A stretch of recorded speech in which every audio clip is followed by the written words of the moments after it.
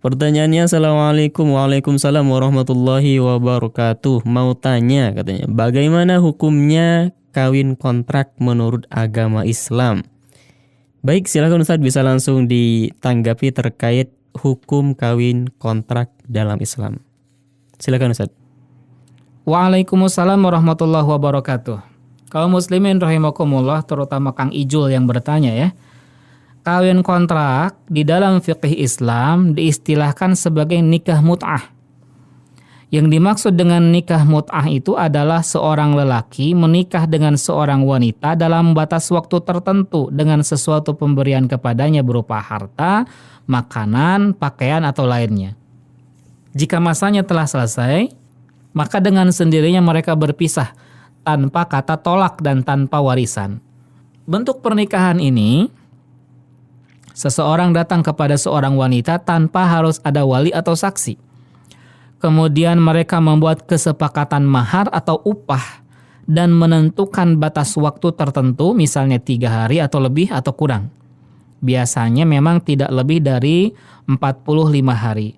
Ya, dengan ketentuan tidak ada mahar kecuali yang telah disepakati, tidak ada nafkah, tidak ada saling mewariskan, dan tidak ada iddah kecuali istibra', yaitu 1 kali haid bagi wanita menopause, 2 kali haid bagi wanita biasa, dan 4 bulan 10 hari bagi suaminya meninggal, dan tidak ada nasab kecuali memang disyaratkan. Nah, model pernikahan seperti ini sangat masyhur di kalangan aliran Syiah Imamiyah yang ada sekarang ini. Jadi rukun nikah mut'ah menurut Syiah Imamiyah ada 4. Sighat, calon istri, mahar, jangka waktu tertentu. Sigot itu seperti ucapan misal, aku nikahi engkau, aku mut'ahkan engkau. Ya. Calon istri ini diutamakan dari wanita muslimah atau ahli kitabiyah. Mahar dengan syarat saling rela sekalipun hanya 1 genggam gandum dan jangka waktu tertentu. Nah, di dalam Islam ini nikah mut'ah ini diharamkan ya dengan dalil-dalil kitab, sunnah, dan ijma atau kesepakatan para ulama dan juga secara akal. Di antara dalilnya misalnya firman Allah Subhanahu wa taala di surah Al-Ma'arij ayat ke-29 ayat ke-31. Dan orang-orang yang memelihara kemaluan mereka illa ala azwajihim aw ma malakat aymanuhum fa innahum khairu malumin, kecuali terhadap istri-istri mereka atau budak-budak yang mereka miliki, maka sesungguhnya mereka dalam hal ini tidak tercela. Faman ibtagha wara'a dzalika faulaika humul adun, kata Allah Subhanahu wa taala. Barang siapa mencari yang dibalik itu, maka mereka itulah orang-orang yang melampaui batas. Allah menerangkan sebab disahkan hubungan badan hanya melalui 2 cara, yaitu nikah yang sahih dan perbudakan.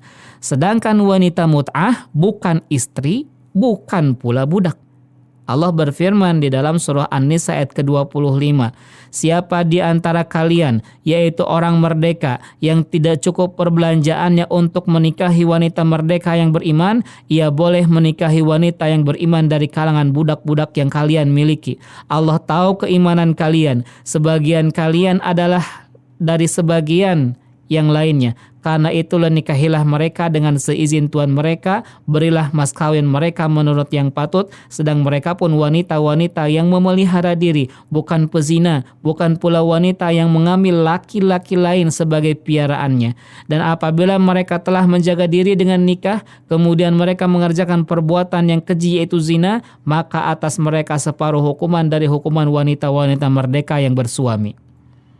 Nah, dalam ayat ini ada 2 alasan. Pertama, nikah mut'ah jika diperbolehkan, maka tidak ada lagi alasan untuk tidak melakukannya bagi orang yang kesulitan menjaga diri atau keperluan untuk menikahi budak atau bersabar untuk tidak menikah. Ya, perhatikan kembali surat An-Nisa ayat ke-25. Kemudian alasan yang kedua, ayat ini merupakan larangan nikah mut'ah. Kenapa? Karena Allah berfirman, karena itu nikahilah mereka dengan seizin tuan mereka. Sebagaimana kita tahu bahwa nikah seizin orang tua atau wali itulah sebenarnya nikah yang disyariatkan, yaitu dengan wali dan 2 orang saksi. Adapun nikah mut'ah itu tidak mensyaratkan mensyaratkan adanya wali dan saksi. Kemudian dalil diharamkannya nikah mut'ah dalam sunnah ataupun hadis yang sahih adalah hadis diantaranya dari Rabi' bin Sabrah yang ia riwayatkan dari ayahnya bahwa ia bersama Rasulullah Shallallahu Alaihi Wasallam, kemudian beliau Shallallahu Alaihi Wasallam bersabda, Ya ayyuhan nasu inni qad kuntu adzintu lakum fil istimta'i minan nisa.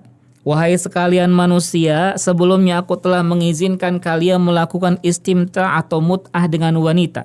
Wa innallaha qad harrama dzalika ila yaumil qiyamah. Sesungguhnya Allah Subhanahu wa taala telah mengharamkan hal itu sampai hari kiamat. Siapa yang punya sesuatu pada mereka maka biarkanlah. Wala ta'khudhu mimma ataitumuhunna syai'an. Jangan ambil sedikit pun dari apa yang telah diberikan. Ini hadis riwayat Imam Muslim. Adapun secara ijma, dalil diharamkan nikah mut'ah adalah para ulama ahlus sunnah sepakat telah menyebutkan bahwa para ulama telah sepakat tentang haramnya nikah mut'ah. Di antara pernyataan tersebut ialah misalnya Imam At-Tahawi rahimahullah mengatakan Umar telah melarang mut'ah di hadapan para sahabat Rasulullah Sallallahu Alaihi Wasallam dan tidak ada seorang pun di antara mereka yang mengingkarinya. Ini menunjukkan bahwa mereka setuju dan menuruti apa yang telah dilarang. Dan juga bukti ijma mereka atas larangan tersebut adalah bahwa hukum tersebut telah dihapus. Adapun dalil secara akal, begini pendengar. Nikah mut'ah itu haram karena dampak negatif yang ditimbulkan sangat banyak. Di antaranya bercampurnya nasab. Karena wanita yang dimut'ah oleh seseorang itu dapat pula dinikahi lagi oleh anaknya. Begitu seterusnya. Ya, kedua, disia-siakannya anak hasil mut'ah tanpa pengawasan sang ayah atau pengasuhan sang ibu. Ya, seperti anak zina, gitu ya. Kemudian ketiga, wanita dijadikan seperti barang murahan. Pindah tangan dari laki-laki satu ke laki-laki yang lain dan sebagainya. Wallahu a'lam.